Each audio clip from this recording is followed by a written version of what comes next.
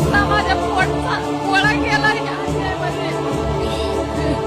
माझ्या अन्यायासाठी बाळासाहेबांनी सुरुवातीपासून माझ्या मुलाच्या माझ्या पाठीशी उभे आहे. म्हणून आज माझ्या स्वप्नाचा सत्य घटना समोर आलेला आहे.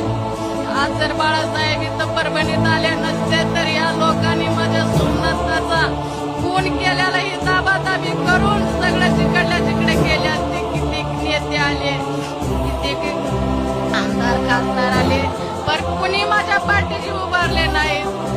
सगळे बघून येऊन बघून गेले. स्वतः माझे बाळासाहेब आंबेडकर साहेबांनी येऊन माझ्या पाठीशी उभा राहून स्वतः त्यांनी कोट घालून माझ्यासाठी लढाई लढत्यात. मला या कुठल्या सरकारावर विश्वास नाही, कुठल्या पोलीस प्रशासनावर विश्वास नाही. माझा विश्वास आता सत्या बाळासाहेब आंबेडकर साहेबावरच माझा विश्वास आहे. यानेच न्याय मिळवून देतात मला. यांच्याशिवाय कुणी रस्त्यावर येणार नाही तर कुणी मला न्याय मिळवून देणार नाही. माझा सरकारवर विश्वास